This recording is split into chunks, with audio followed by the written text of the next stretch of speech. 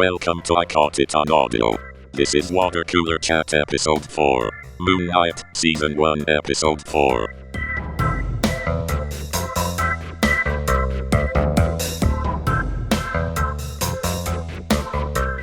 Hello and welcome back to another episode of I Got It on Audio. We're continuing our Water Cooler Chat series on the Disney Plus TV show Moon Knight, which is part of the Marvel Universe. We just watched the fourth episode of the series, which is called The Tomb, and the synopsis for this one is: Mark and Steven find balance as supernatural threats ahead look to stop them. And there will be spoilers if you haven't watched it yet, so be aware of that. So this one took a bit of a turn. Matt, you are the most comic book knowledge, have the most comic book knowledge in the group. How does this twist, how's that played out compared to the comic books? I don't know. I haven't read the story this is based off of, but okay. Just thumbing through some comics when I worked at a shop, I would think this is in line with what the story was. So the episode starts off with a shot of several of the Egyptian gods being imprisoned, and it looks like they're down to. There were only 5 that performed the ritual to imprison Khonshu, and I don't remember which 5 were left, but man, there sure were a whole bunch of them that were imprisoned. Does anybody have any thoughts about that? I liked that. I thought that was a cool twist, because I was thinking when we had the trial, or the whatever it was when the gods showed up, that there were tons of Egyptian gods, just so many. And how are there only this few? And how did we decide that there were only this few? And how did we decide which ones there were left? And if a bunch are imprisoned, I think that's a good twist to that aspect of it. What'd you think, Zach? Yeah, I like that too. And I also like that they don't try and give you too much.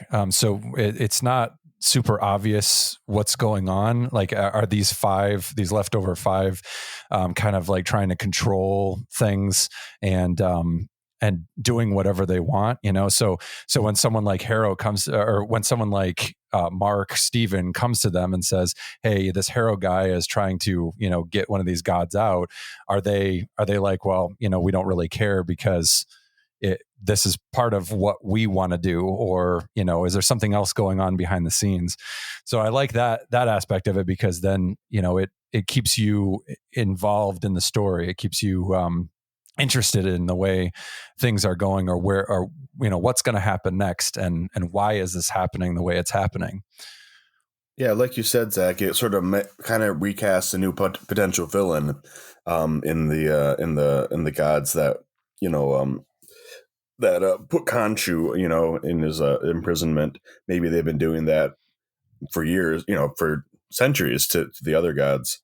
Although they haven't really talked about that. But yeah, I thought that was kind of a cool little detail. Yeah, and then we learned that, I wasn't sure what exactly they were looking for when they were looking for Ammit, but clearly that god had been turned to stone already, and that's what Harrow and Mark and Layla had all been pursuing, was the little statue that all the other gods have been turned into also.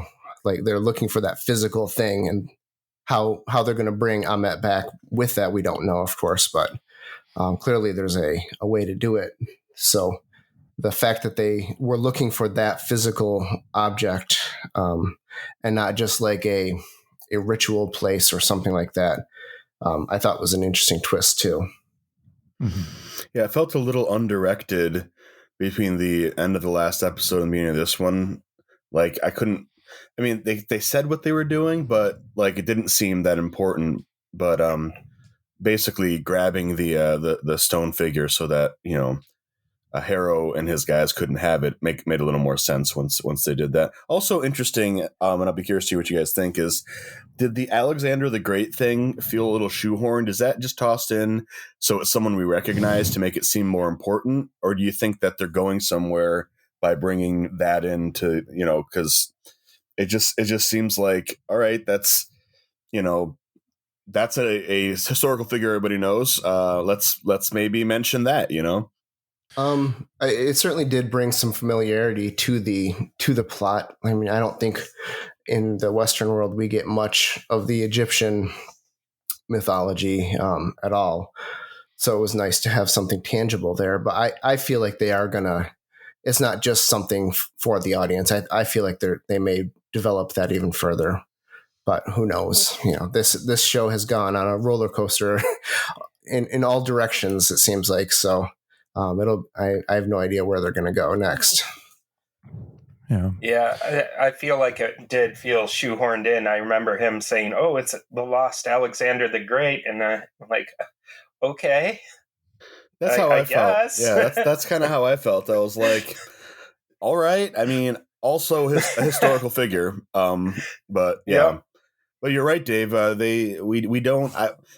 You feel like you know a little bit about Greek mythology, but then I actually can't really tell you anything about Greek mythology, and it's Egyptian? Greek, Egyptian. So it's interesting to have. I'd rather they concentrated more on talking about more Egyptian gods than bringing in other figures. But that was my thought. What about you, Zach? Mm-hmm. Well, maybe Alexander was not great, except for because he had the Egyptian god as part of him.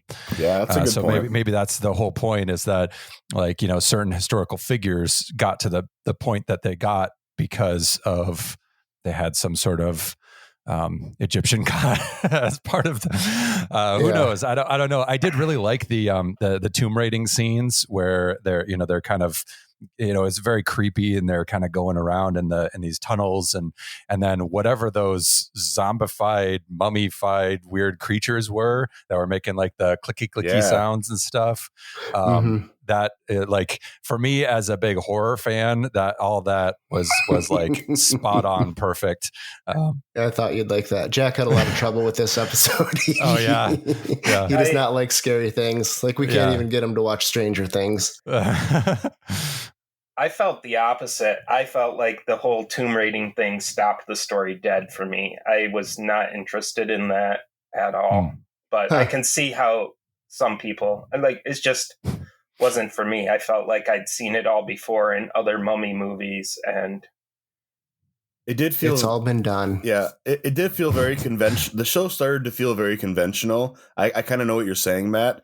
I can't criticize, because I thought those creatures the clicky clacky sound and their weird movements were creepy and interesting, but as the whole show had sort of begun to feel conventional, I guess is the best word I can think of.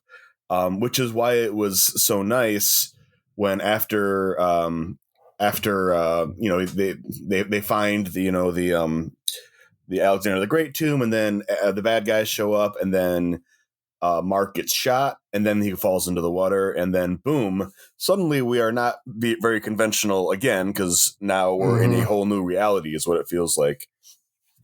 I loved that part. Yes. That was amazing. Yeah.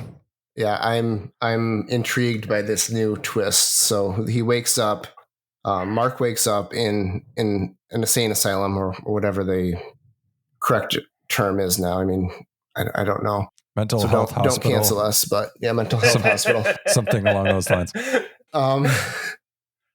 And he is surrounded by everything that we've seen. All the characters that we've seen in these first 3.5 episodes are either other patients in the hospital or staff members. And it's kind of like the patients were the people who were his allies, and then the staff members were the people who were his adversaries. And he's got a little Moon Knight figure, action figure, Yep. And he's carrying.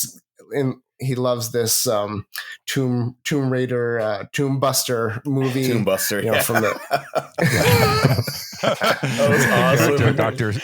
Dr. Stephen Grant. It was so so cheesy. It was great. It's so great. And I like that's how we were introduced to it, is this super cheesy movie. Yeah, it's like, and you're like, wait, what? just And then you happened? pull back and it's this like B movie. Also, it had a really cool like visual transition where he's falling in the water and then he's like falling into the moon is what it looked like, and then suddenly it's the flashlight and then like the super lo-fi like visual quality of an old VHS tape pops up, and I was like, what in the hell are we doing now? And then you're in this super sanitized world where everything is white, and then all of the things that have color are super vibrant and pull your attention to them. Like the goldfish is just kind of glowing in the corner, and then the everything that we've seen throughout this series so far just is super vibrant, and it was a really neat transition. So, obviously, Harrow is the psychiatrist or psychologist or whatever, and his adversary, the person who's keeping him from what he truly needs to be. But what do we think about the fact that there are two bodies for Mark and Stephen now in this place, and then there was another, in theory, personality that was still locked away in one of the sarcophagi? I think so. That sounds right. Well, it furthers the theory we have that there's a third personality. Yep. Yeah, that's more evidence. I think we're in like a afterworld or a mental, like in our own mind. So one of those two. I don't think we're in the physical world. Okay. Yeah. What and I'll credit my wife for this. Jamie thought that this was, so we've got Stephen and Mark here. There's a third personality locked up still. Jamie thinks that this is where the personalities go when they are not in control. And currently the third personality is the one in control, and that other one that was locked up might be potentially be a fourth personality. So we knew there was a third personality because neither Stephen nor Mark killed that one guy, and then Jamie thinks that personality is in control, and Stephen and Mark are in this limbo type place right now. So I don't know, and I thought that was pretty good. I like it, except for if this is where they go when they're not in control, they should know that. Well, I was just thinking about that, Matt, because that's a cool idea. That's kind of broadly what I was thinking without the specifics of being, I get it, there's a fourth guy in control. But what I was thinking is this is the first time that this is the last time the fourth guy was in control. They were also confused. They're like, I didn't do it. So, so I wonder if this fourth person is either like maybe like the quote real person or something. I don't know how any of this works, or maybe there's something else going on with that makes this person different. Because you're right, they seem to be sort of lurking like passengers, like they're watching, but they just can't drive the car, like based on their interactions that we see in reflected surfaces before this. However, this feels like a brand new turn. And for us, it's the first time we've seen the fourth person, I think, right? I mean, I think so. If we assume that the third person's the person who's still in the sarcophagus that they walk past, which I really wanted them to walk in there and open it up, but it's probably smart that they want to build that up a little bit. What'd you guys think about the other god showing up at the end? The hippo? Yeah. It was a good light moment at the end of the episode, I thought. Yeah, it was a good way to end a bizarre turn with something else bizarre, and then it was a good break. But yeah, that's it's weird because it was like good CGI, but at first, because it's a humanoid hippo, wearing like some sort of clothing, it looked like really cartoonish to me. And then I like leaned forward to the TV and was trying to look more closely. And I was like, no, it's just a bizarre idea. It's very realistic. It's just Mhm. It's, it's just super bizarre looking. So there's no way for your brain to be like, yes, that's an actual humanoid hippopotamus. That makes sense. Right. So I looked her up, and the name is Taweret, Taweret, and she is the goddess of pregnancy and motherhood. All right. Yeah, it'll be interesting to see how Moon Knight uses her, because they've not used the gods exactly as the Egyptians originally wrote them, I guess, or believed in them. Like Anubis is the one who judges the souls, and Ammit is the one who actually devours it if you don't. I thought Osiris judged the souls. Anubis was the guardian of the dead. Hmm. Well, yeah, at any rate, it's not Ammit. This just serves to illustrate that we clearly, as Westerners, don't really know that much about this from general pop culture, or general knowledge, because we don't even know. And there's no doubt that when they were writing this character, they took all sorts of liberties with the mythology, because that's just the way it always seems to work. I mean, you could say the exact same thing about the Thor universe or the Greek Greek gods too. So, they're definitely making it their own. Yeah, but it could mean that what was it, Taweret? That she's there to usher in some sort of rebirth. Ooh, that's a good thought. Either Khonshu getting reborn, and unified with the Mark Steven everyone character, or this, the character himself getting reborn after having just died again. Yeah, that is an interesting wrinkle to the whole why are they in that world. He did get shot, right? I mean, yep. Are they in a coma? It's another interesting thing to think about why it's different this time. I do really like Jamie's idea, but I think probably more so, maybe it has to do with the third or fourth personality imposing some sort of control on these other ones. So that's why they don't really know what's going on, because this is a construct by that other personality to keep them out and away, right? So that they can't even see each other, like, because Mark and Steven haven't been able to see what this third personality is doing, even in mirrors and stuff like that. Like, they've been able to interact with one another, but not with this third personality. They've only awoken from what it's done. So this may be like a unreality prison or something like that. Mm-hmm.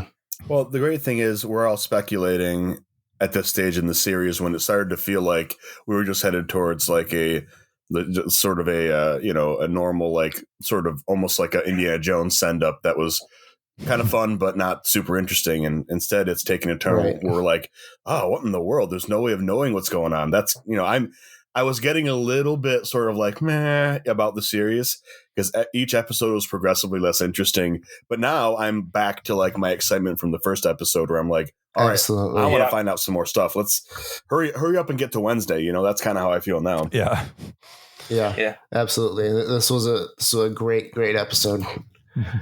All Can we circle back to the mummy creatures again a second? Yeah. Does anybody else think they were trying to mummify people? Like maybe they were just like on autopilot, dead body robots. Yeah, who were just there to mummify people. Well, it seemed like they were definitely there to protect the tomb and then mummify anybody that comes through. That's what it seemed like to me. Yeah, because they were dropping the organs. He seemed deliberately to be dropping the organs in Copic jars, which is part of the mummifying process. Right. Mm-hmm. Yep. Yeah, it was definitely doing something almost robotic, just like on autopilot. It's like, oh, body, I'm going to mummify this. Yep. All right. Well, unless there's anything else, I think we'll wrap it up here, and then we'll talk about episode 5 next week. Sounds good. All right.